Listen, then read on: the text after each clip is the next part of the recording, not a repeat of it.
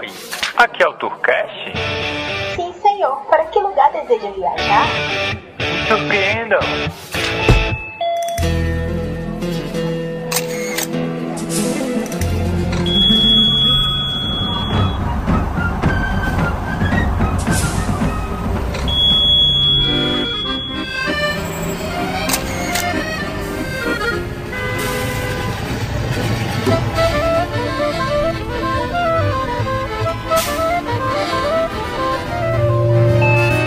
Começa agora Tourcast.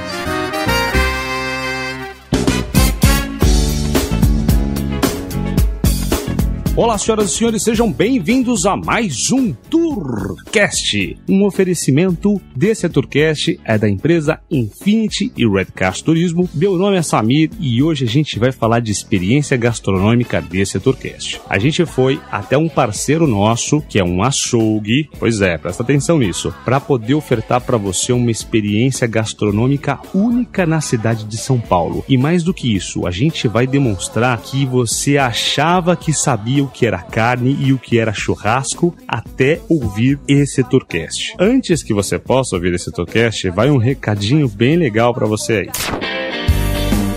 Sabia que a Infinity e Redcars tem uma frota própria de vans para atender a sua logística de deslocamento na cidade de São Paulo? Quer seja para você que está chegando na cidade de São Paulo e precisa de uma logística de vans para se deslocar para o hotel, para se deslocar para um evento. Se você tiver em família, amigos, né? Para que você vai usar vários carros, amigão? Para que você vai usar outros serviços que não seja um serviço que possa comportar todo mundo? E eu vou falar para você, os preços que a gente tem aqui são imbatíveis na cidade de São Paulo. Então consulta a gente lá em locaçãodevans.redcars.com.br. O link do site vai estar no post desse Tourcast e se surpreenda, manda um orçamento pra gente aqui. Agora fica aí com o seu Tourcast, já vou avisando que tem alguns pequenos barulhos de fundo, porque, amigão, a gente tava gravando isso no açougue, mas não é qualquer açougue não. Escuta aí, desculpa pelos ruidinhos de fundo, mas ele faz parte do charme desse Tourcast. E depois eu tenho um recado pra você que gostar do que ouvir, para que você possa participar de uma promoção especial para conhecer essa experiência gastronômica aqui conosco.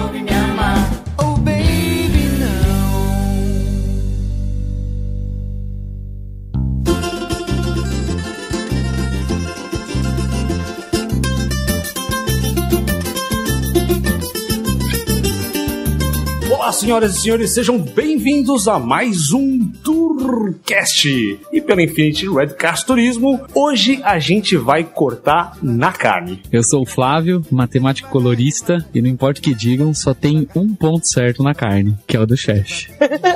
Bom, eu sou a chefe. Quem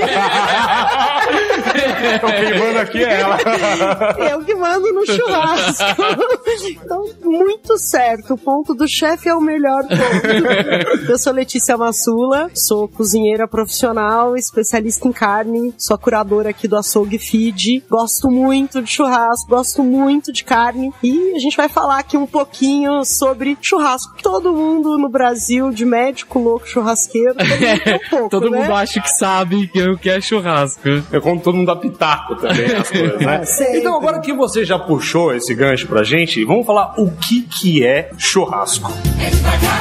Na verdade, a gente tem que fazer algumas distinções quando a gente fala de churrasco, né? Porque existem 3 processos diferentes que as pessoas chamam todos de churrasco. O primeiro é o nosso churrasco aqui do Cone Sul, né? Da América do Sul, que é essa coisa com bastante calor. Então, a técnica de cocção, que é grelhar. Então, é quando a gente submete um alimento a um calor muito intenso, seco. Isso é grelhar. E esse calor tá próximo ao alimento. Isso é o nosso churrasco clássico aqui da América do Sul, tá? Brasil, Argentina, Uruguai, é assim que a gente chama de churrasco. Tem o segundo, que é o fogo de chão, tá? Que é uma segunda técnica, é por irradiação. Então a carne, ela vai ficar um pouco distante do fogo e vai irradiando calor e devagarzinho a gente vai cozinhando aquela carne. É bom pra uma peça grande e que a gente precisa cozinhar até o fim, lentamente. Então é isso que eu ia perguntar, fica mais parecido como se fosse carne cozida, né? Não chega a ser cozida porque também a irradiação defumarização vai ser por calor seco. Durante todo o processo a gente tá tirando o líquido, tá controlando aquele líquido. Então vai ser por calor seco, mas com uma quantidade de calor menos intensa e distante. A fonte de calor tá distante. E aí vai cozinhar devagar, e aí a gente vai ter resultados diferentes nesse por irradiação. O miolo da carne vai ficar mais vermelho, porque assim a temperatura é mais baixa, aí acontece algumas reações químicas aí complexas. Então assim, a gente vai ter um resultado diferente. E o terceiro é o famoso barbecue americano, que não tem nada a ver com churrasco. É uma outra técnica, que é uma técnica de defumação a 60 graus, mais ou menos, né? Então assim, vai ter um resultado absolutamente diferente. E a gente costuma falar, barbecue e churrasco é a mesma coisa. Não é a mesma coisa. Aí, ó, já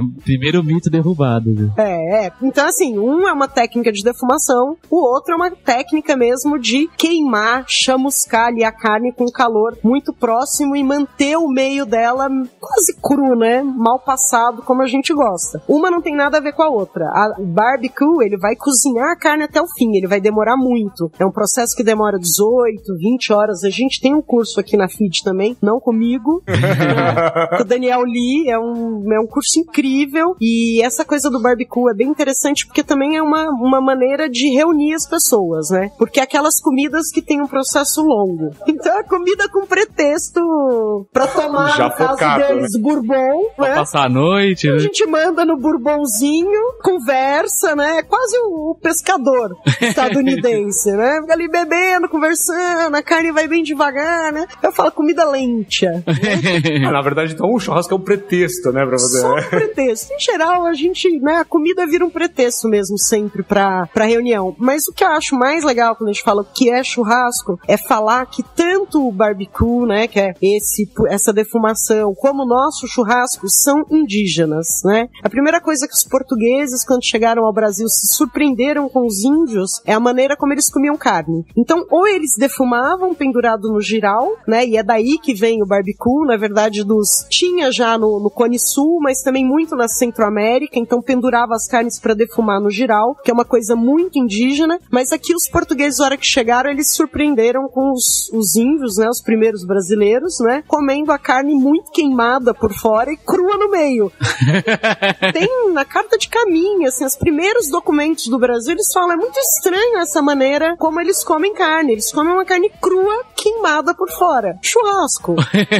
E é engraçado que a gente foi fazer uma pesquisa pra poder, né, não se tornar tão imbecil nesse assunto. E a gente tentou falar, vamos começar tentando pegar a etimologia, o histórico, né? E não tinha nenhum lugar que consegue determinar a origem do churrasco. Porque você vai pegar uns pratos franceses, ele tem uma historinha, a própria feijoada brasileira tem uma historinha, a pizza italiana tem uma historinha, mas o churrasco, vários lugares falam assim, cara, não tem histórico certo. Rupestre. Provavelmente quando o cara inventou o fogo, né, esse negócio. Não, na verdade é aquela coisa, né? O homem pré-histórico, a hora que ele passou por um campo que tinha acabado de pegar fogo e que tinha aquele monte de animal ali, que ele sentiu o cheirinho. E foi nessa falou, que eu vou. Eu vou comer, esse bicho já tá aqui, né? Aí ele descobriu que era interessante, só que a gente ainda não dominava o fogo, né? Então, assim, é um preparo que é muito ligado a povos primitivos. Essa coisa que eu falei dos índios no Brasil, Câmara Cascudo fala muito disso no livro dele, quando ele vai falar da culinária indígena, é a primeira coisa, né? Primeiro, assim, eu acho muito divertido, porque eu tenho essa coisa muito da comida brasileira, né? E eu tenho muito essa coisa com índio, pra mim, assim, tem muito respeito, tem uma coisa de profunda veneração pelos primeiros povos, né? E aí quando eu fui ver as duas coisas que tem a ver com índio, que é uma coisa que eu estudo muito, é pimenta, que é o grande tempero dos índios, né? Eu sou a louca da pimenta.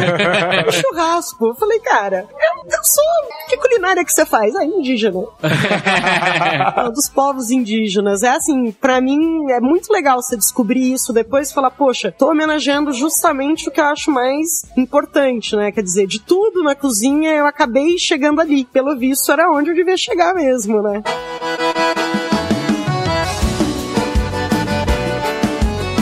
Como a gente falou, que é uma carne que tem uma cocção, aí você falou que é um processo seco, em alta temperatura, acontece de forma rápida, então os churrascos que eu fazia, eu acho que eu não fazia churrasco, eu acho que eu cozinhava a carne na brasa.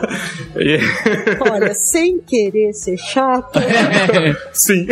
Você e a torcida do Flamengo. Eu gosto muito, quando eu começo a minha aula aqui de churrasco, eu gosto muito de contar para as pessoas qual a cena clássica de um churrasco, né? Quando me convidam. Então, teu amigo te chama pro churrasco meio-dia, você chega meio-dia, ele tá lá com um bolinho de carvão, né? Em geral, ele nem acendeu ainda. Ele comprou 2 saquinhos de carvão, né?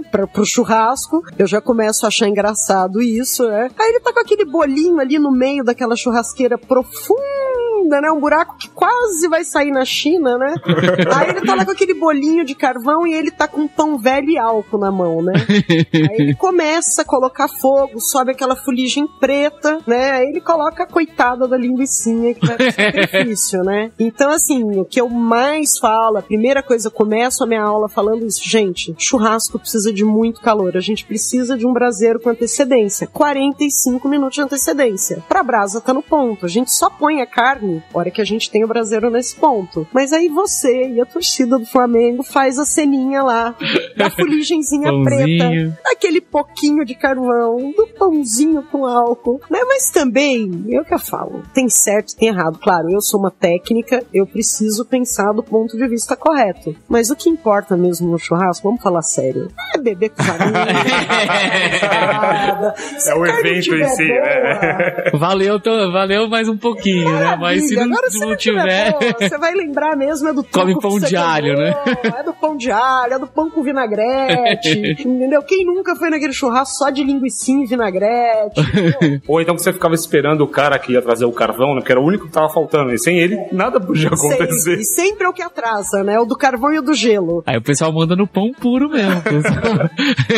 Santo vinagretinho, salvador da lavoura, né? E agora que a gente entrou nesse ponto de trazer as carnes, mesmo uma parte mais técnica, qualquer carne pode virar churrasco? Quase todas, né? Os cortes que são muito rígidos é um pouco mais complicado. Aí eles funcionariam para um processo, aquele processo que eu falei por irradiação, que seria um fogo de chão, né? Que é pra você fazer aquela costela grandona, ou a costela míngua, quando você vai fazer ela inteira, que é um pedaço grande de carne, né? O próprio peito, que é o brisket, né? Que é muito valorizado nos Estados Unidos, é uma carne mais rígida, que precisa passar ou pela defumação, né? Do barbecue, ou pela irradiação. Nesses 2 métodos, qualquer carne funciona, né? Agora, no nosso grelhado, aí a gente tem que escolher a carne com um pouco de maciez. Agora, também essa coisa da maciez é, assim, é um grande mito que tem, né? Na verdade, não é um mito. A gente tem uma cultura no Brasil de valorizar muito carne macia, porque a gente tinha gado mais duro, né? Então, o brasileiro pira no filé mignon. Que, aliás, é um símbolo de status social até hoje, né? Símbolo de status social, porque é a carne mais macia. Mas o que eu sempre falo, você tem que combinar 2 coisas, maciez e sabor, né? O filé mignon, eu até aqui na feed, quando eu tava desenvolvendo novos cortes, em busca de novos cortes, eu fiz uma tabela de 1 a 5 de sabor e 1 a 5 de maciez. E aí eu combinava para cada corte, né? Então, por exemplo, o filé mignon é um que tem 5 de maciez, mas ele tem, você boazinha, 3 de sabor, tá? Aí você pega, por exemplo, a capa do contrafilé, é um corte mais rígido, ele tem 2 de maciez, mas ele bate em 4, quase 5 de sabor, né? É muito difícil você pegar um corte como o flat iron. Nossa, já almoçou ele hoje. O flat iron é assim, é um caso super à parte, né? Que é não tem como explicar o gosto. As carnes daqui, acho que do feed, foram bem assim pra gente. Especiais, né? Porque é difícil explicar. A gente até trouxe os nossos amigos depois que a gente tinha vindo aqui, porque a gente falou assim, cara, comer uma carne que é totalmente diferente. Eles simplesmente não acreditam, assim. Não, carne, eu como carne a minha vida inteira, não é possível ter uma carne diferente. Só que aí eles vêm aqui e aí eles falam, não, de fato. É diferente essa carne. Não, assim, o flat iron eu acho incrível, porque eu tenho uma super preocupação pra mim, desde que eu comecei a trabalhar com carne, né, e foi uma coisa que foi uma opção minha logo que eu migrei pra gastronomia, né, porque eu era advogada, minha gente. Advogados têm salvação. Vocês podem mudar a vida. Pode fé na vida. Olha aí. Que dá certo. Vocês que estão aí na audiência, sofrendo, né? Vem pro churrasco, troca a audiência pelo churrasco. Pode ser que a vida mude, gente. Mas enfim, eu, né, que quando fiz a migração pra gastronomia, na hora de escolher onde que eu ia fazer estágio, todo mundo ia pra restaurante. Falei, não, eu vou pro açougue. Porque eu queria uma coisa que me desafiasse. né? E aí eu queria mergulhar num universo que eu não conhecia tanto, que eu precisava aprofundar, e eu sabia que era o tipo de assunto que eu tinha que fazer mesmo uma imersão, que eu teria que... Eu penso muito cientificamente na cozinha, né? Então eu falava, não, eu quero fazer ciência base. Então eu quero ir no profundo do ingrediente. Eu vou escolher um ingrediente que é complicado. Eu vou escolher carne, eu quero aprender sobre carne, né? Eu fui fazer estágio no açougue. Então vinha disso também, sou de família goiana, então tinha também uma coisa com criação de animal, né? Desde criança, vivi em fazenda, né? Então eu também sempre tive uma preocupação ecológica, né? Então assim, eu sempre achei uma afronta abater um animal para você comer 2 cortes, né? Para comer picanha ou filé mignon. Eu sempre achava que isso era assim, na contramão da humanidade, né? Já que... É muito assim, desperdício, né? Eu sou onívora, eu como carne, eu como tudo, na verdade, até pedra, né? Eu não tenho restrição, eu tenho uma única restrição alimentar, eu me desafio mesmo a experimentar, até o que eu não gosto eu como, né? Porque é uma coisa minha mesmo, pessoal. Mas assim, então não sou vegetariana, mas sempre tive muito essa preocupação. Eu sempre valorizei muito, não só o animal que morre pra eu comer, mas tudo que eu como, tudo que chega no meu prato, eu valorizo demais. Pra mim, a minha maneira de valorizar é cozinhar muito bem, é levar muito a sério, é estudar, fazer o melhor resultado possível daquele e ter um aproveitamento integral do alimento, né? Eu acho que isso é sustentabilidade, isso é ecologia, isso é seriedade com o planeta. E aí, quando eu comecei a trabalhar, eu falava, poxa, eu não posso ficar restrita aqui aos chamados cortes do traseiro, os chamados, né, que isso nem usa mais, de primeira, que isso nem usa, né? Esse negócio de carne de primeira e carne de segunda, eu já acompanhei algumas outras informações do falecido Bas, que ele fala, cara, esse negócio de carne de primeira e carne de segunda é uma questão de cultura alimentar. Porque se a gente parar pra pensar na França, eles usam a parte lá do rabo do porco, do boi, que é uma carne super valorizada na França, mas no Brasil ela tem um preconceito com essa carne. E já o filé mignon, a galera lá não dá a mínima atenção pra isso, e a gente coloca ele num pedestal, assim como a picanha, outros cortes. E na verdade é isso mesmo, é uma cultura, então é aquilo que eu falei, tem gente que tem uma loucura, porque todo mundo tem um gosto pessoal, tem gente que tem uma piração com carne macia, tem gente que tem uma piração com sabor. Eu sempre fui da turma mais do sabor, né? Quando você consegue juntar no mesmo corte, igual o Flat Iron, maciez e sabor, aí é covardia, glória, né? Mas assim, que eu sempre digo na aula, falo, gente, tem alguns cortes que oferecem resistência ao dente e é incrível essa resistência, né? Assim, se for ver no Japão, hoje em dia, a moda de carne no Japão, neste momento, é o animal só alimentado no pasto, o que vai fazer, a carne vai ser um pouco mais magra sempre, ela não vai ter nunca esse marmoreio do animal que passa pelo confinamento e ela vai ser uma carne mais rígida. Aqui tem uma dificuldade no Brasil. No Japão agora, a moda é essa. Eles precisam, assim, inclusive no meio da gastronomia, eles falam, olha, tem que morder, tem que mastigar tantas vezes o pedaço de carne. É assim, é valorizado nesse momento. E a gente tá falando do povo que inventou o Kobe, né? Tem o Wagyu, que é a raça, e tratado pra ser Kobe, assim, a carne mais premium e macia, e é o povo que agora, a moda no Japão, é a carne mais rígida, mastigando mais. Você pega, assim, agora vários churrasqueiros, especialistas em carne dos Estados Unidos, a moda também agora é animal mais velho, então você acha vários artigos falando por que a gente deve sempre comer animal mais velho. Então, assim, são coisas que vão caindo por terra e que vai mudando a cultura. Por que o cara tá falando de animal mais velho? Porque quanto mais movimento o animal faz, quanto mais esforço repetitivo, mais ele vai ter mioglobina na carne, né? E isso vai aprofundar sabor. Então, um animal mais velho, ele vai ter sabor mais aprofundado do que um animal mais jovem. Se eu pegar, e aí eu gosto de dar o exemplo da vitela, né? A vitela, aquela carninha, beijinha, legal. Tem gente que fala que é delicada. Eu falo que ela insípida é uma carne que você come com molho. Porque ela é tão delicada, né? Aí você pega um Flat Iron, é pura potência, gosto de carne. Então assim, mas tudo isso eu também não gosto de ser aquela chata e falar, o certo é isso, você... Pode falar, aqui você pode falar, né? Porque na verdade, é uma coisa que é muito importante, que às vezes a gente que é da cozinha, a gente perde de vista. O mais importante é as pessoas ficarem felizes. Cara, eu não vou convidar alguém pra minha casa pra submeter a pessoa à tortura. Olha só, isso aqui é certo. Então, coma isto, porque... É duro mesmo, engole isso aí.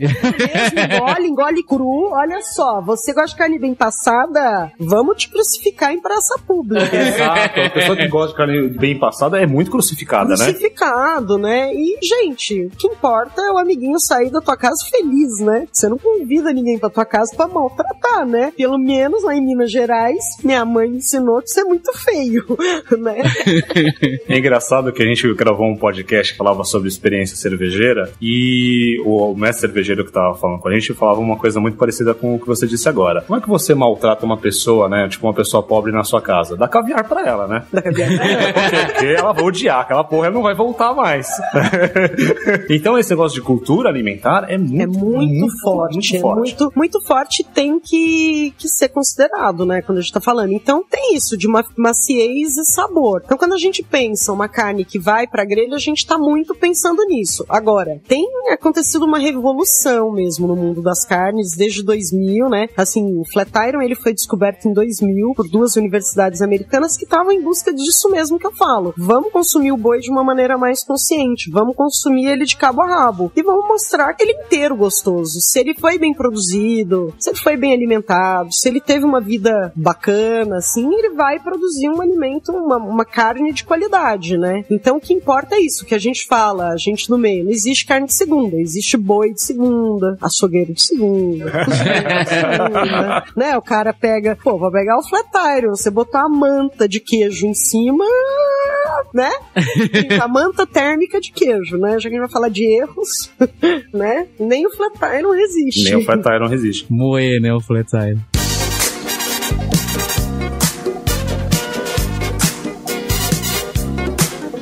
Quando a gente fala da raça, agora você falou muito do gado, né? Quando a gente fala da raça do gado, o que a gente conhece muito no Brasil é o Nelore. É o Nelore. Mas vem surgindo aí outros, eu não sei se vira mito ou não, a gente falava muito do Angus. Até o McDonald's, né? Tem hambúrguer de Angus. E eu duvido muito, cara, que se eu colocar um corte num teste cego de Nelore, de Angus, pra uma pessoa leiga, vai saber a diferença de um e de outro. Vai mesmo? É muito diferente? Caramba.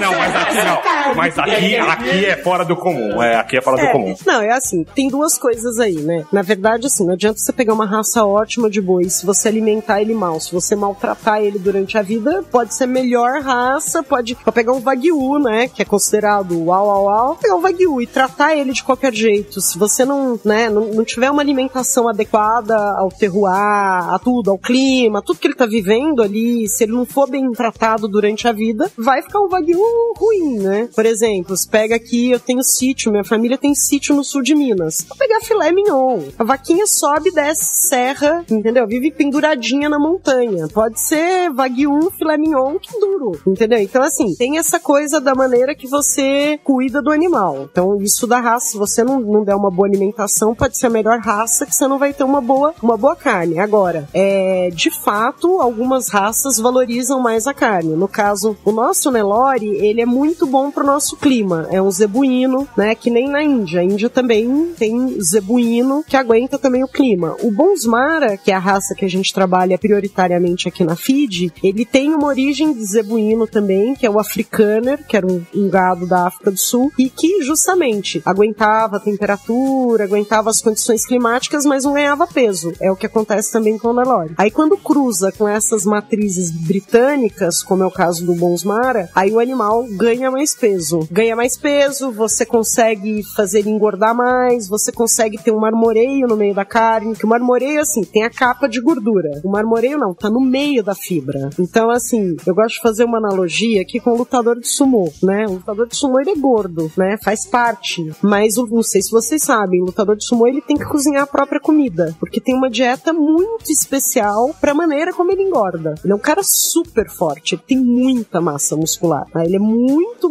ele é um atleta. Então, ele tem uma alimentação alimentação especial pra ficar grande, pra ganhar peso, mas de uma maneira diferente. Todo lutador de sumô cozinha a própria comida. Tanto que aqui em São Paulo a gente tem um dos melhores restaurantes japoneses, um dos melhores izakayas da cidade, o Bueno, de um lutador de sumô, né? Ele faz uma comida... Anota essa aí, Flávio. já tá anotado, tá gravado. Pode anotar, né? Então tem essa coisa. Então a mesma coisa com o animal. Ele tem que engordar de uma maneira interessante. Não adianta só ele ficar com aquela capa de gordura em volta, não. Então o marmoreio é essa gordura entremeada na carne, né? Que faz a carne ficar mais saborosa. Porque gordura, qual que é a importância da gordura? Por que a gente ama a carninha com gordura? Tudo que o boi come, que é solúvel em gordura, que é lipossolúvel, vai se armazenar como informação de sabor. Então um gado bem alimentado vai ter uma carne gostosa. Por isso que vocês adoraram a carne aqui da Feed. É isso, é um animal que é todo cuidado. Então, desde a raça, aí além da raça ser uma raça muito boa, né, o Bonsmara, ele é um nível acima do Angus. Olha aí.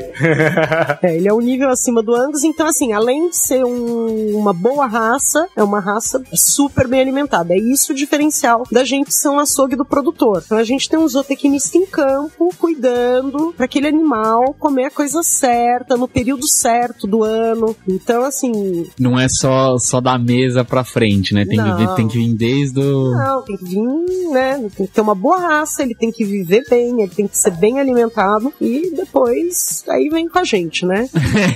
Passa aqui pro meu lado. E pra fechar até uma parte de mitos aí, depois que a gente participou desse curso, depois que a gente tá fazendo esse tourcast pra que você possa conhecer, tem 2 mitos que eu adorei. A primeira é a parte de tempero da carne. Você quebrou uma cultura que eu tinha de temperar a carne no momento que ela vai pra grelha. E você dá uma demonstração de como é que o sabor muda quando você coloca o sal depois que ela já foi assada. Assada, posso dizer assim? Ou grelhada. Pode. Isso mudou. Tipo, meu mundo mudou de cabeça pra baixo. Porque se eu pegar, a gente falou do Bassi, ou pega o Vessel, eu nunca vi esses caras fazendo dessa forma. E aí você foi lá e destruiu tudo que eu podia imaginar. Não, ela... Fala assim, porque eu amo o Bassi. Eu também, eu amo os caras. Não, eles são... Olha, eu vou te contar, eu tenho uma faquinha que o Bassi me deu há muitos anos atrás, fui lá no Natal, aí ele era brinde. Aí eu tenho até hoje, a faquinha tá...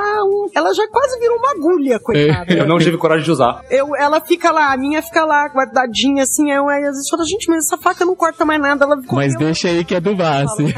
Isso o Bassi deu na minha mão, desculpa aí, ó. E pra gente que é podcaster, a gente tem inveja da voz dele, porque a voz dele era um negócio incrível, né? A gente não consegue ter uma voz igual essa dentro do podcast hoje em dia. Então, mas isso que é legal, porque aí, pegando um outro paralelo, eu tava conversando, quando a gente fez o tourcast de cerveja, eu falei, Samir, sabe qual a diferença de um cara culto em cerveja e um cara não culto? Eu falei, não, o cara culto em cerveja, ele não é fiel às cervejas que ele toma. Ele sempre toma uma cerveja diferente, ele passa por uma experiência diferente. O cara inculto, não. Ele fica sempre naquela mesma cerveja. E quando você fez isso, tipo, mudou, assim, fala, cara, eu percebi que eu sou um cara culto. Ela mudou tanto que qualquer coisa que eu faço agora, eu salgo só depois. Vegetal, tudo. Eu só depois. Né, cara?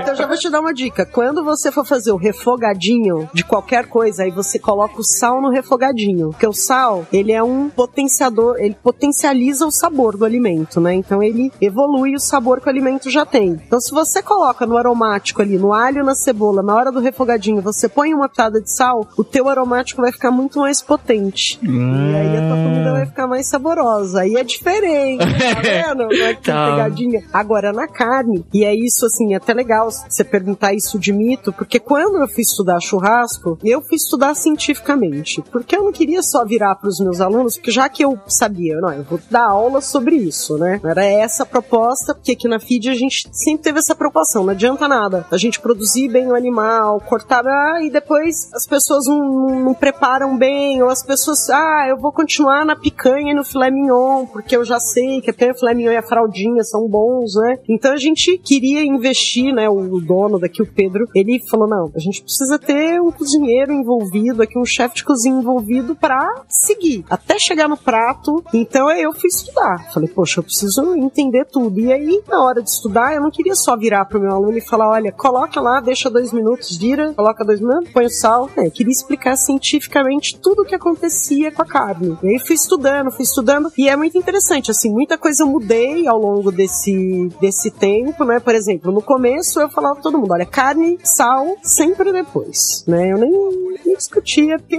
Que você é a chefe, só depois. Só depois. Aí depois, assim, aí você começa a pensar, porque eu acho que o mais importante em comida, a gente cozinha, é pensar a comida, né? Pensa por que você tá fazendo. Acho que em tudo na vida, né? Ajuda, eu acho, né?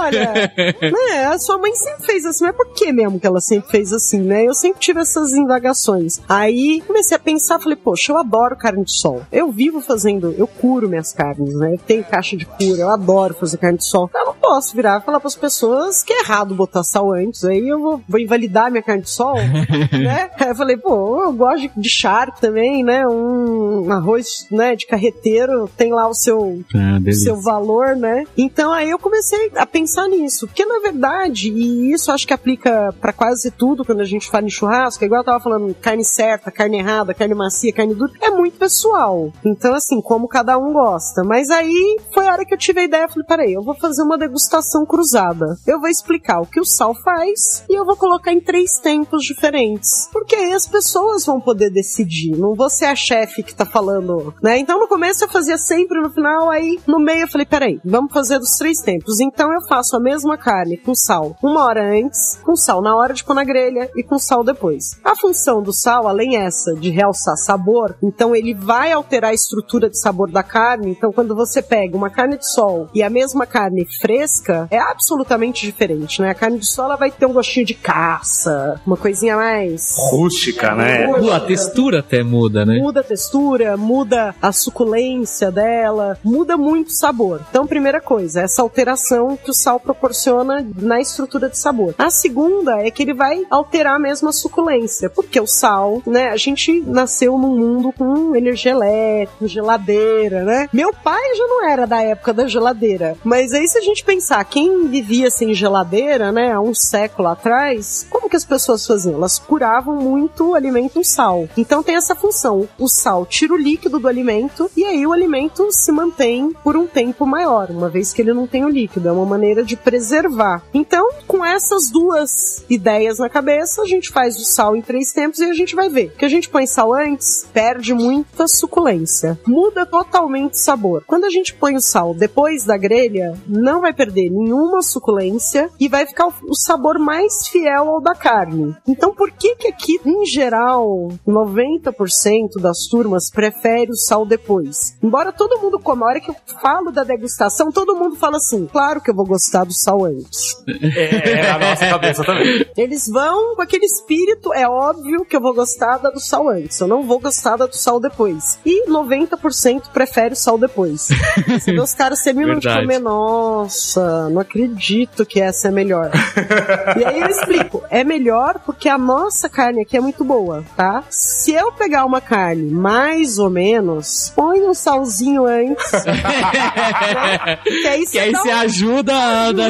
Você dá um mega help aí pra carne, entendeu? Então eu falo, aqui como a carne é sensacional, o gosto dela é muito bom, eu já fiz assim, sem os alunos saberem, serviço carne sem sal aqui, só pra ver o que eles iam falar. E eles gostaram da carne sem sal. Essa carne, ela é muito equilibrada, ela é muito saborosa. Então nesse caso, o aluno sempre vai preferir o sal depois, porque aí vai ficar mais fiel a esse sabor que ela tem natural dela, né? De uma carne boa, né? Então, é isso. A gente tem que entender, mas se você estiver trabalhando com uma carne boa, pode colocar o sal no fim por minha conta. Você não vai errar E pela nossa também, porque a gente experimentou e realmente mudou totalmente o conceito. Eu falo assim, faz o teste em casa, igual eu faço aqui. Aqui eu pego o mesmo corte, né? Então eu faço com bife ancho. Eu ponho sal 1 hora antes, na hora de ir pra grelha e depois. É o mesmo corte, eu faço ao mesmo tempo, pra falar, não tô roubando.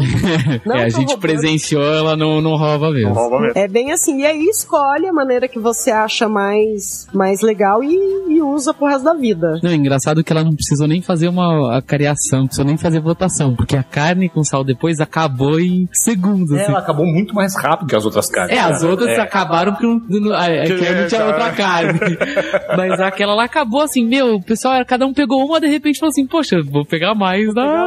Mas sempre é assim, a votação, a hora que você olha a bandejinha de carne, aí a única coisa que eu falo, enfim, é gosto pessoal, mas a única dica que eu dou, assim, pra não fazer, que é um errão, e que é um errão cultural, super arraigado, é aquela crosta branca de sal em cima da carne, tá? Aquela crosta, ela impede a passagem do calor. Ela não deixa formar aquela marquinha mais escura. E aquela marquinha mais escura é a razão de você gostar de churrasco. Então, se você faz qualquer coisa que impede a formação da marquinha escura, que é a reação de Maillard, que é responsável por todo o sabor de churrasco, do churrasco, se você impede com a crosta de sal, você vai perder sabor. Tanto que aquele bifão que faz a crostona de sal, o cara dá aquela batidinha e tem uma carne cinza embaixo, né? Aí você fala, aquela carne cinza é assim, pode pegar a carne daqui, incrível, que não vai ficar tão legal, né? Então o único erro é isso, essa crosta permanente de sal. Fora isso, é uma questão pessoal e o que eu sempre falo para as pessoas, faz em casa o teste, vocês vão concordar comigo.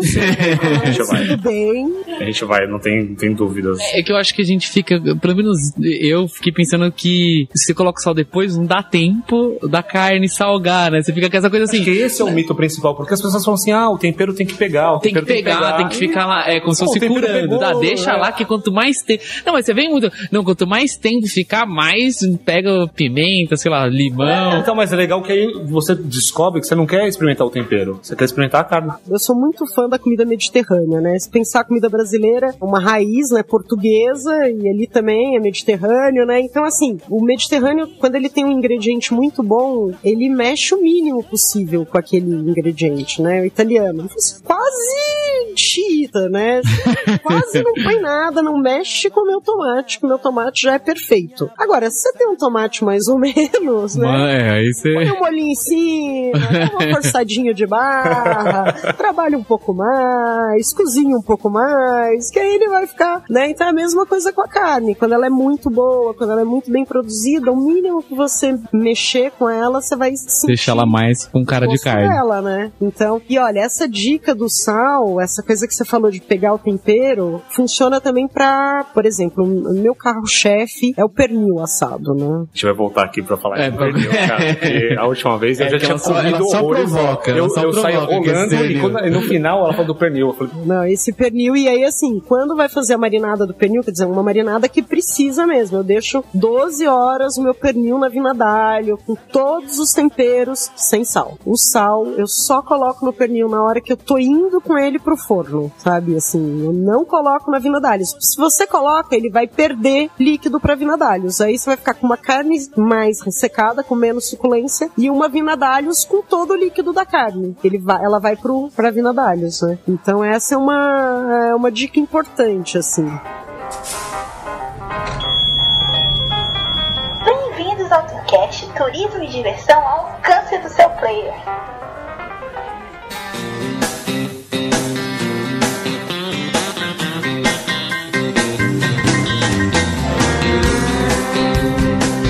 Quando a gente coloca o processo churrasco, né? A gente fala que ele é composto de alguns elementos: brasa, carne, tempero, churrasqueiro. Pra gente ter um equilíbrio de um bom churrasco, qual que é o percentual que cada um ocupa nesse processo? Tipo, a carne é 30%, não, a brasa. Como que ele se equilibra? Você fala assim, putz, eu tenho que ficar... Olha, se perguntar isso pra uma libriana,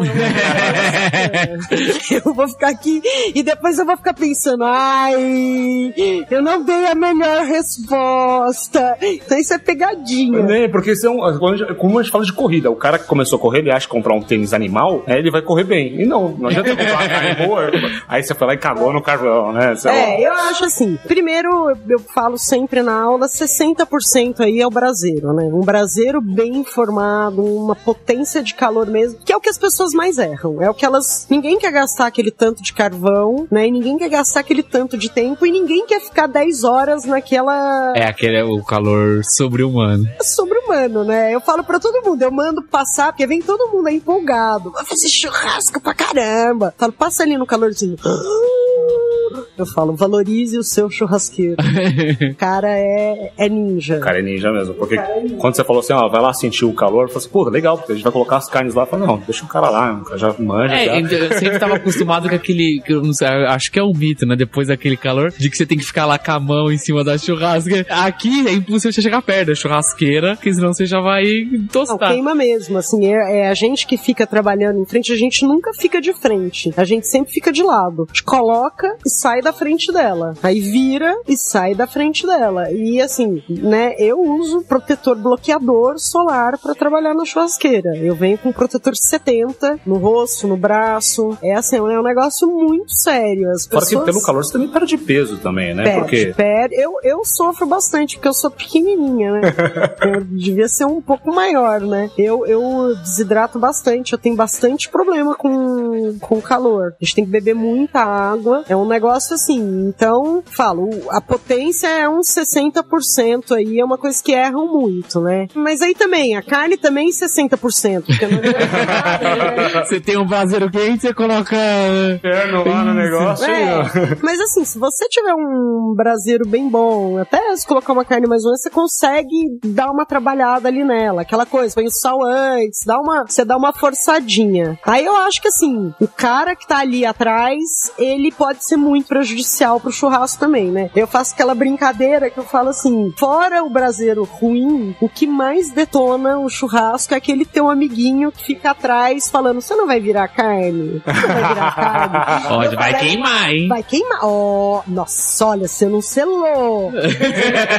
Cara, e aí assim, aquele amiguinho que a hora que você vai ao banheiro, né? Porque churrasqueiro a gente segura a hora de ir ao banheiro, né? Você fica esperando aquele momento que você vai ter uma brecha, aí você enfim coloca uma peça ali que você vai ter 5 minutos de gap, você dá uma corridinha no banheiro. E voltar e pegar ela no ponto. A hora que você volta, o teu amigo virou 3 vezes.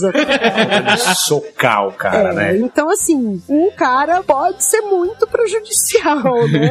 Então é uma conta assim, eu acho que um equilíbrio bom, né? Mas acho assim, o tempero, eu daria ali menos peso pro tempero, né? Eu acho assim, se o cara não atrapalhar, a coisa vai bem, né? Assim, se ele conseguir não atrapalhar, já vai ser bem legal. Meio churrasco de sucesso. Pra você, ouvinte, que gastou 100 e tantos reais numa boa peça de carne, não vai economizar com 20 reais pra porcaria do carvão, né, cara? Vamos deixar isso claro, né? Eu sempre falo isso, né? Eu falo, gente, e isso é a má notícia de fazer churrasco dessa maneira. Haja carvão, né? Eu falo, cara, já, né? Daqui a pouco vai vir os ecologistas todos atrás de mim, né? Porque é uma quantidade de carvão assustadora, precisa. E até que você falou mesmo que as churrasqueiras nossas são muito fundas, né? Isso é outra coisa que prejudica, porque até chegar o calor, quanto mais fundo, né? Até o calor subir, pior. O que eu sempre falo, assim, pra dar uma adaptada na churrasqueira que tem em casa, né? Não precisa quebrar a churrasqueira e fazer uma nova, né? Mas tentar elevar. Então a minha é dessas super tradicionais brasileiras. Poço artesiano. Buraco profundo, né? Até brinco, falo, quase erótica, garganta profunda, né? Churrasqueira. Aí, o que eu fiz na minha? Eu fiz um amigo muito querido que ama churrasco, ele ia em casa, olhava, falava. Aí um dia ele trabalhava numa siderúrgica, ele chegou lá em casa com uma mesinha de aço galvanizado, tamanho da minha churrasqueira. Aí coloquei, eu tinha 60 centímetros de profundidade. Só que a mesinha subiu para 30. Aí joguei uma camada de tijolo comum e 2 camadas de tijolo refratário. Pronto, eu tenho agora 15 centímetros até a grelha, que é o tanto que eu preciso, né? No máximo, assim, né? Então eu dei essa adaptada, eu falo pra todo mundo na aula, falo, gente, não vai quebrar a churrasqueira, adapta, né? Churrasqueiro também é o rei da gambiarra. Tem. Vai organizando, pô, que churrasco a gente faz em qualquer lugar. Dá um jeito. Nossa, assim você me mata. Ai, se eu te pego. Ai, se eu te pego.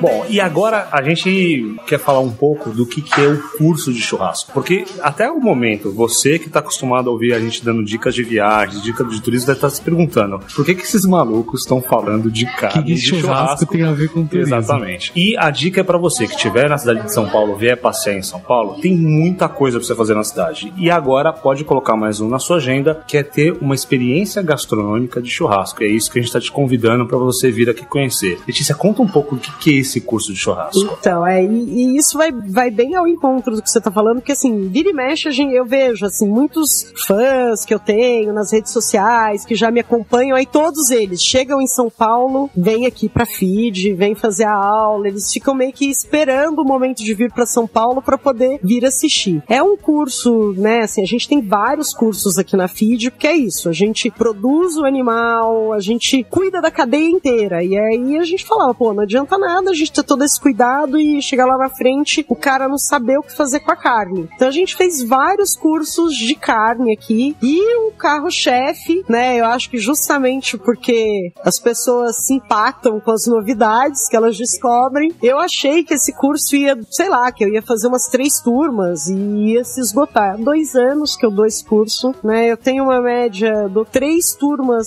a 4 turmas por semana, né, até uma dica, meninas, 20 caras. Né? Vocês ficam aí indo pra balada, pra paquerar, né, o melhor lugar de paquera é o curso de churrasco. Eu cheguei a falar isso, cara, quando eu tava conversando com a galera, falava, se eu fosse mulher solteira, eu viria fazer o curso de churrasco. Porque, cara, a única mulher que a gente viu. O cara que gosta de cozinhar é difícil de achar, hein?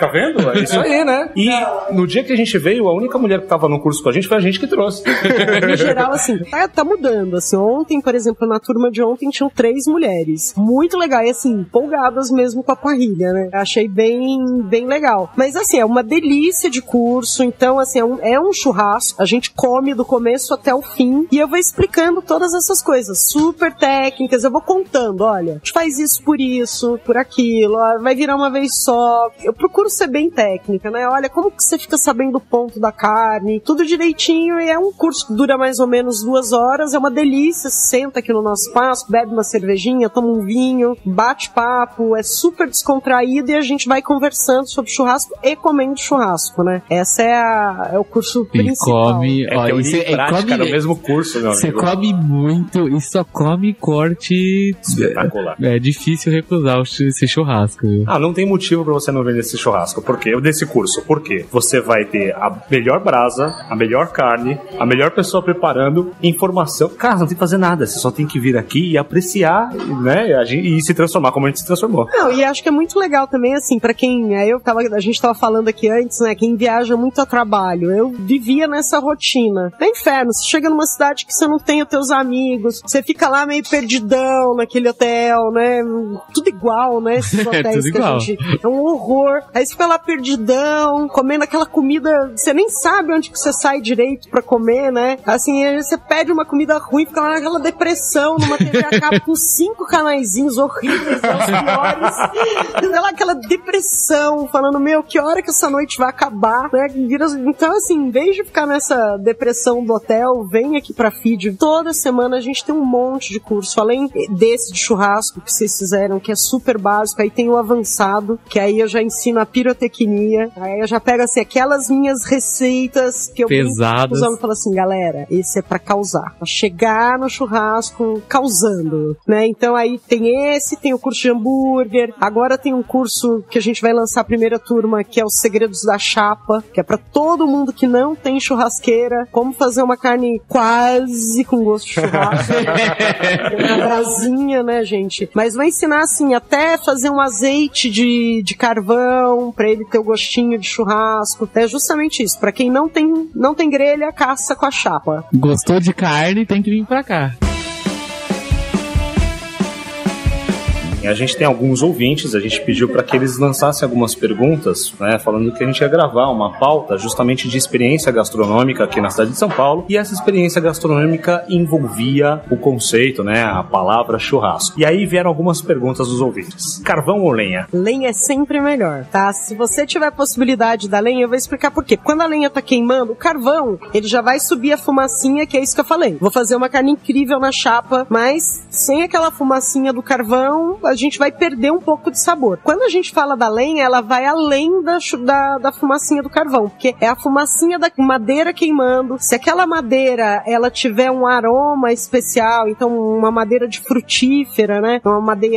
Nos Estados Unidos eles usam muito macieira, nogueira, pereira. Aqui no Brasil a gente usa goiabeira, jabuticabeira, laranjeira. Então já tem um cheirinho legal na lenha. Ela vai dar um plus de sabor na carne, porque aquela fumacinha da lenha queimando já vai impregnar a carne. Aí depois vem o carvão, né? A segunda fumacinha, então a tua carne vai ficar mais gostosa. A única questão da lenha é que 90% da lenha que a gente tem disponível no mercado é de eucalipto. E o eucalipto tem uma resina que, ao contrário da madeira frutífera ou de madeira dura, que vai dar um gosto legal, o eucalipto vai dar gostinho de sauna. Né? Então vai subir aquela resininha do eucalipto. Não faz mal, né? Mas em vez de você ganhar no sabor, você vai perder. Não vai combinar, né? Então tem que ser uma lenha, tem que ser a lenha, né? Não pode ser qualquer lenha. O que eu sempre falo assim, quem tem sítio, quando quebra uma árvore, né? Numa chuva, porque guarda aquela lenha, deixa ela secar e vai usando em churrasco, né? Misturado com carvão? Misturado. Se você misturar com carvão, fica eficiente, porque a lenha ainda é mais cara do que o carvão, né? Então você pode fazer uma solução combinada aí. No meio do churrasco, coloca um pouquinho de lenha, sobe aquela fumacinha, já vai dar uma... Já dá um up. Ponto da carne. A gente falou um pouco que o ponto da carne, muitas pessoas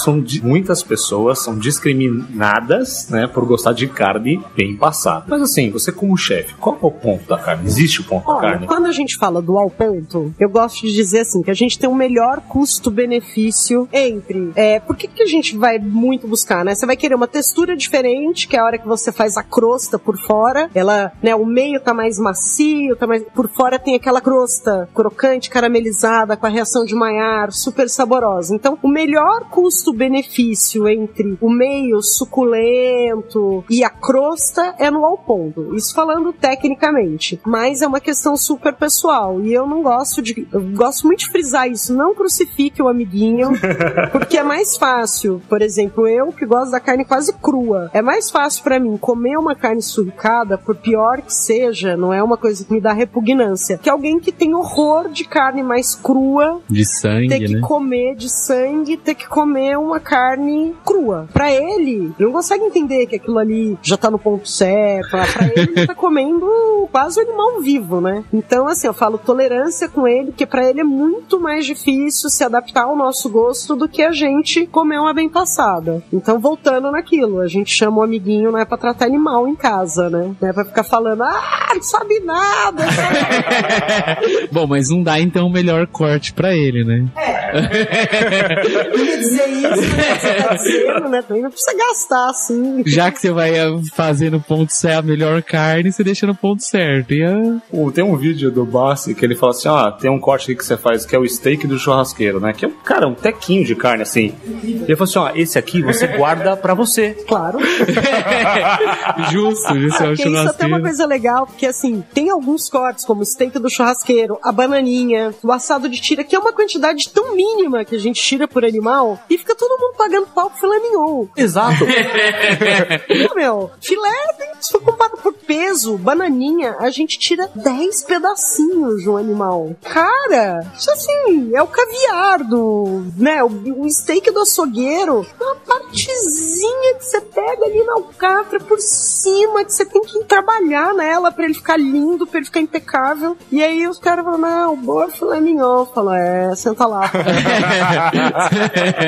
Outra pergunta, espeto ou grelha? Então, isso é uma ótima pergunta.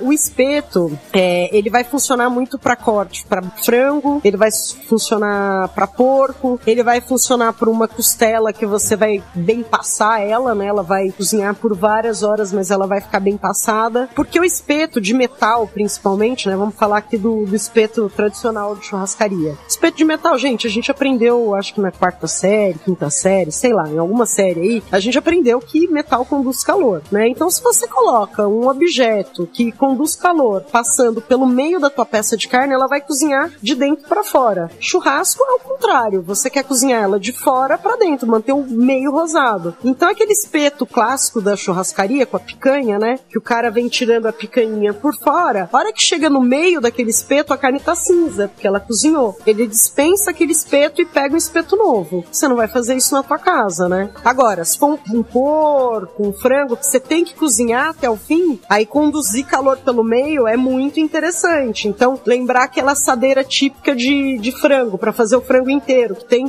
como se fosse uma forma de bolo com buraco no meio, né? Tem ali que você empala o frango naquele metal.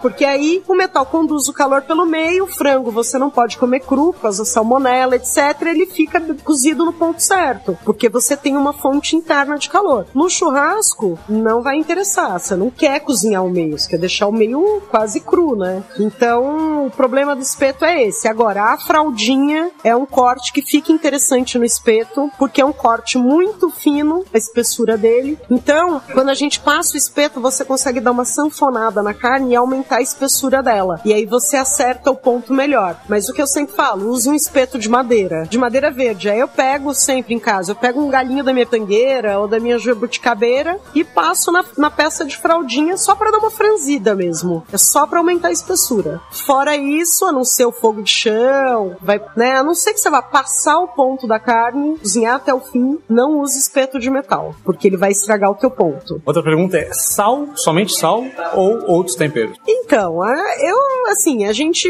é mais do sal, principalmente pro bovino, né? O cordeiro, o frango, o porco, ele até pede um outro, se colocar um outro tempero vai ficar muito interessante. O bovino, em geral, só com sal, fica perfeito, fica no ponto. Agora, dá pra fazer umas brincadeiras, né? Eu gosto de fazer tem um caramelo picante coreano que eu faço, que é uma coisa de louco. E aí, a hora que a carne tá quase pronta, eu pincelo com aquele caramelo, que aí é muito remetendo ao bulgogi, que é o churrasco coreano, que eu gosto muito. É aquele que parece uma panela, né? Ele coloca numa panela. Sim, cara, sim. É maluco isso daí, é maluco. E apimentado pra cacete. Aí eu faço aquele caramelo e põe na churrasqueira normal. Fica interessante. Eu também tenho uns cortes que eu gosto de fazer no shoyu. Mas aí, assim, fica diferente. Fica muito interessante. Eu faço um com shoyu e mel, né? Dá pra fazer algumas brincadeiras, né? Mas assim, e aí me desculpem o bairrismo, né? Mas Brasil, Argentina e Uruguai a gente tem a melhor carne do mundo. Não sou eu que tô falando. Assim, né? Já escutei. A gente tem mesmo uma carne muito boa. Não só a Austrália também tem uma boa produção. Estados Unidos, né? Europa a gente não tem carne boa. Bovina, tá? É muito difícil. Eu fiquei uma temporada na Inglaterra. Eu gastei uma fortuna em carne. Todo mundo que me indicava, compra tal. Comprava, assim, principalmente pra gente que é bem acostumado, né? Não é mal, é bem acostumado. Chegou, assim, a terceira vez que eu comprei carne, eu desisti de comer carne de boi, aí eu passei, só comi cordeiro e frango. Eu falei, cara, não a gente tem a melhor carne do mundo, então, assim, a gente não precisa colocar muita coisa não. O boizinho já trabalhou tanto pra ficar gostoso, né? E a gente também abriu algumas perguntas pro grupo de editores de podcast, né? E uma delas é do Petros Davi, mas acho que a gente já respondeu que um bom churrasco, se ele depende do cozinheiro ou da carne. E acho que dos dois, né? Então é 50% de cada. Mas a gente também recebeu uma do Murakami, que ele é um ouvinte nosso lá do Japão. Uau. Ele tá há anos no Japão, ele escuta todos os nossos podcasts. Ai, Murakami, queria tanto ir pro Japão. Já se hospeda na casa do Murakami lá. Eu pago em serviço. E aí o Murakami diz o seguinte: Samir, como você sabe, estou há muitos anos fora do Brasil. Quais são as receitas que eu posso usar aqui no Japão com cortes de carne diferentes do que o que a gente tem no Brasil? Porque esses cortes que a gente tem no Brasil não tem no Japão. E, segundo ele tem muito a carne industrializada lá, né? Uma carne já processada, porque a carne no Japão, pelo que ele tá falando aqui, não deve ser barata, mesmo porque, né? Assim, o Japão tem uma cultura absolutamente diferente da nossa de comer carne, né? Eles têm um território muito pequeno, eles não têm onde criar boi, né? Tanto assim, é umas coisas legais, é bom pegar um ouvinte tá lá, né? Porque assim, todo mundo enlouquece com o Kobe beef. Ai, o Kobe. No Japão, quando vai comer Kobe beef, é muito pouco que come, né? Não é assim, ninguém pega um steak de 400 gramas de Kobe e tenta comer um steak de 400 gramas de Kobe, que você vai ficar enjoado, né? É muito forte, né? Então, assim, quando eles pegam o Kobe, eles vão fazer o sukiyaki, o shabu-shabu, é cortado em lâminas muito finas, né? Então, assim, 500 gramas de carne de Kobe é pra alimentar umas 10 pessoas, um shabu-shabu num sukiyaki, né? Então, tem essa cultura diferente. Agora, o que eu posso falar pro Murakami, eu me disponho a ele me mandar e-mail, ele vai me falando, até vou adorar, Murakami, porque, assim, pra mim vai ser né, vou poder entender os cortes que tem aí, né? E aí, assim, eu faço todo o site da feed, todas as receitas são minhas, né? E aí eu vou mandando pra ele as receitas de acordo com o corte. Mas dá super pra gente pensar, assim, a dica que eu dou, no geral, que é uma dica pra qualquer leigo que vai comprar um pedaço de carne, né? Você não sabe, você não entende nada. Tá lá um pedaço de carne na tua frente, 2 pedaços. Como que você escolhe? Quanto mais escura a tua carne, quanto mais vermelho, intenso, mais sabor ela vai ter. Isso é resultado de um músculo bem trabalhado. A gordura, sempre escolhe uma gordura clara. Aquele mito da gordura amarelona, ela não derrete tão bem, tá? Então a gordura mais clarinha, tá? Se tiver gordura entremeada, vai ter mais sabor aquilo. O animal bem produzido, bem alimentado, tem uma gordura gostosa, porque vai ter informação de sabor na gordura. E toda carne que tem mais tecido conjuntivo, que é toda essa membrana que separa um corte do outro, ou que une a carne ao osso, né? Por isso que a gente gosta tanto de carne de osso. Todo mundo fala, carne com osso é mais gostosa. Não é o osso que é o mais gostoso. O mais gostoso é o tanto de tecido conjuntivo que tem, porque o tecido conjuntivo é rico em colágeno. E o colágeno derrete quando é submetido ao calor. E ele é muito saboroso. Então, se é uma carne que tem tecido conjuntivo, que é bem vermelha e tem bastante gordura clarinha, sabe que aquela carne vai ser mais gostosa. Não é sempre garantido que ela vai ser macia. Aí a gente já tem que colocar a mão mesmo, sentir a textura da carne pra saber qual que é mais macia, né? Mas eu, Murakami, tô aqui, ó. É bom a gente vai ficar de olho, que quando ela for a gente vai tentar pegar uma carona.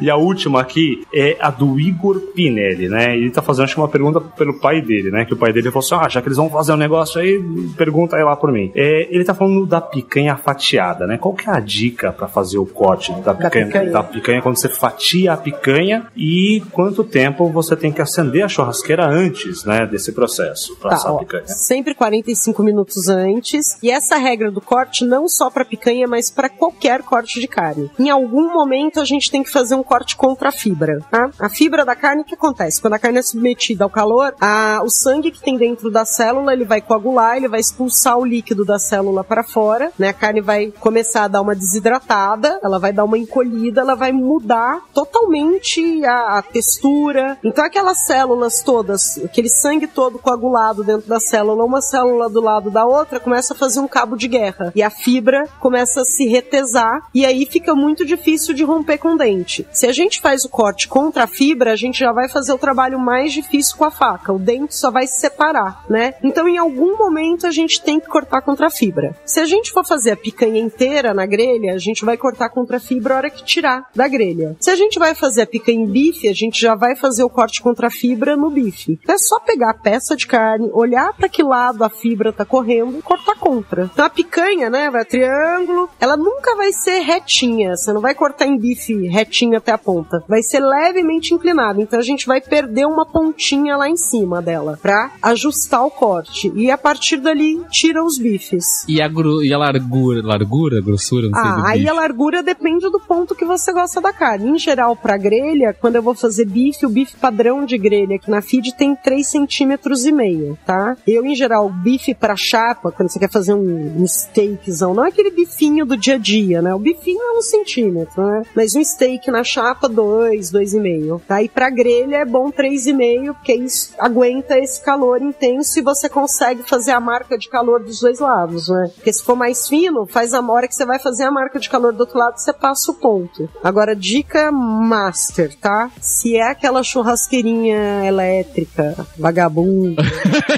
tá? Que, olha, dá pra fazer um churrasco bom na elétrica vagabunda. Meu irmão é o rei da churrasqueira elétrica. Eu tô indo pra casa dele ele, tô levando um dry age pra fazer na churrasqueirinha elétrica. Ô, louca. Qual que é a dica da churrasqueira elétrica pra não errar? Corta mais grosso. Porque como ela vai ter uma potência menor de calor, você vai demorar mais tempo pra fazer a marca de calor. Então você fez de um lado, você vai demorar muito mais do que ali. Ali, aqui na feed eu faço em 3 minutos. Numa churrasqueira elétrica, você vai demorar uns 10 minutos pra fazer uma marca de calor. Pra mais, dependendo da churrasqueira. Na hora que você vira mais 10 minutos do outro lado, o que acontece? Passa o ponto. Se você corta bem mais grosso, você consegue fazer a marca dos dois lados e chegar no ponto certo no meio. Olha aí. Gente, eu sei. Espessura, calor. Até que a churrasqueira elétrica sai churrasco. Então, Igor Pinelli, já que tá respondendo a sua pergunta, quando seu pai for fazer o churrasco, chama a gente pra gente ir lá conferir se ele aprendeu. Sempre, pode me chamar sempre pra conferir. Eu adoro se ela vai até no Japão, né? Que diria que... Eu sou, assim, crítica de churrasco, viu, gente? Se estiverem precisando de alguém pra avalizar, faz churrasco bem, pode me convidar. Eu vou, sento, avalio. Agora, uma pergunta minha, né? A gente sempre, quando fala de alguma coisa que a gente tem paixão, a gente se inspira em alguém. Quem são os churrasqueiros com quem você se espelhou, se inspirou pra poder chegar nesse patamar? Pra largar a carreira de advocacia, né? Não é qualquer churrasqueiro. Eu já tô até anotando aqui o nome dela, tá certinho aqui, cara, porque olha eu saindo da agência. Olha, eu tenho, assim, na verdade, não só de churrasco, mas de churrasco, eu tenho um cara que eu sou, assim, é o cara, né? Ele é o cara no mundo de churrasco, é o Francis Mallmann, uruguaio, argentino-uruguaio. O cara domina o fogo como ninguém, eu sou fã, eu babo ovo, eu sou muito apaixonada pelo trabalho dele, sempre fui muito encantada pelo Bassi, é um cara, assim, pô, ele é um artesão mesmo, é um cara que, assim, num tempo que não tinha muita fonte onde estudar, então o que eu acho incrível dele, ele descobrir tudo que ele descobriu trabalhando mesmo, é uma coisa empírica, de observar, de chegar, eu brinco sempre, aquela coisa que ele faz dos pontos da carne na mão, né, que você vai sentindo o toque, eu achava que aquilo era uma coisa dele, de observação, tá lá em livro de ciência, né, como que o cara chega a tudo isso, então, assim, é um cara que eu admiro demais, assim, acho que todo mundo no Brasil, né, a gente é muito fã dele, mas o Francis Mallmann eu pago o pau, assim. Tem, assim, o livro dele, Os Sete Fogos, é sensacional. Quem tem aí o Netflix, tem o Chef's Table, é o melhor episódio, é com ele. É, assim, ainda bem que tudo isso é gravado, já que eu não tô conseguindo anotar, cara. É de, assim, que é o Chef's Table, são vários chefes, mas ele não... Cara, o que o cara faz é magia, é um negócio... E eu tenho muita afinidade, porque ele gosta de ir pro meio da natureza, aquela coisa roots mesmo, eu adoro. Pra mim, a minha maior inspiração é o Francis Mallmann mesmo, assim. É pra mim o grande cara. É ele e na cozinha em geral, né? Fora a minha avó que me ensinou a cozinhar. A família mineira, a avó, aí tinha uma vizinha, enfim, a gente tem essa coisa. Mas de cozinheiro, assim, eu amo, é uma estadunidense, a Gabrielle Hamilton, que escreveu Sangue, Ossos e Manteiga. Ela é dona do Prune, em Nova York, o meu restaurante favorito, assim, toda vez que eu vou, choro. ela tem, assim, uma comida roots, ela quis cozinhar o que ela gostava de comer, então, pra mim, é incrível, ela é a mulher do tutano, ela é muito famosa pelo tutano, é o carro-chefe do restaurante dela, é sazonal, é pela estação, e ela faz essas coisas que eu adoro, então, são os dois caras que eu me inspiro mesmo, assim, os que eu mais gosto, que eu paro tudo pra ler, pra pensar como eles, é a Gabrielle e o Francis. Você está ouvindo o Tourcast, seu podcast de turismo.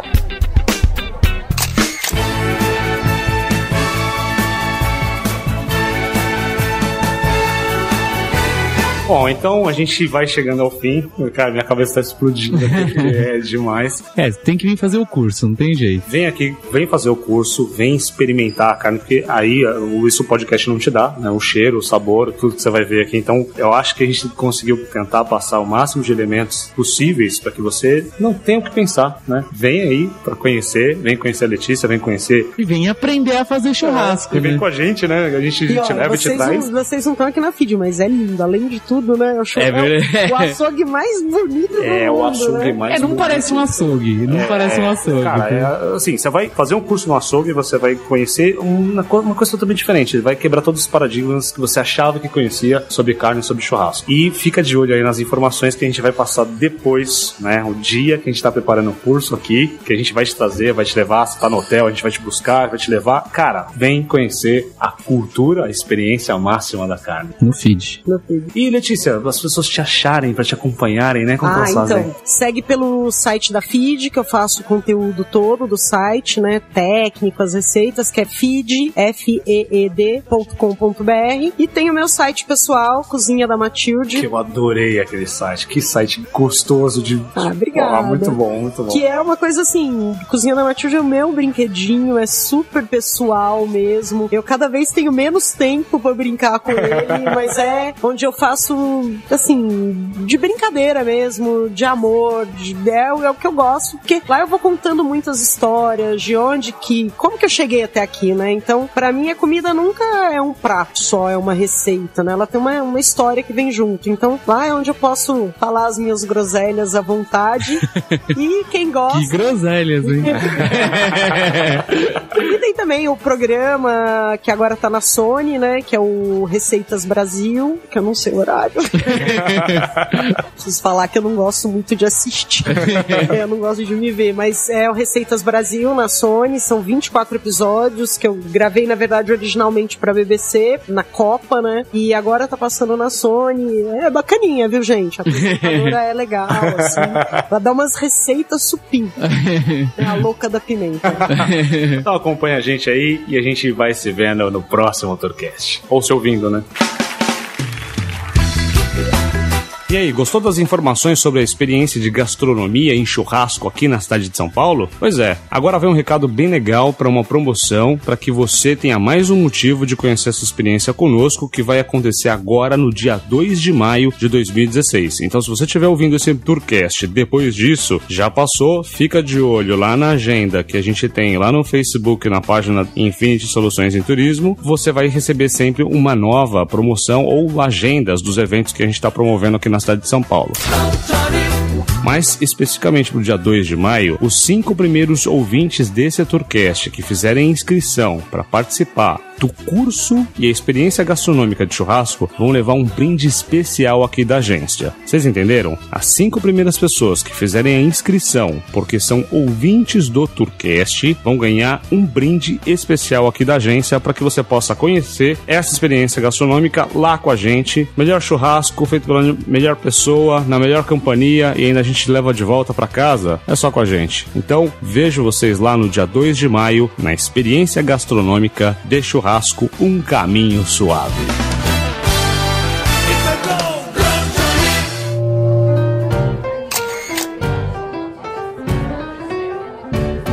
O Tourcast agradece a preferência e esperamos que voltem a viajar conosco.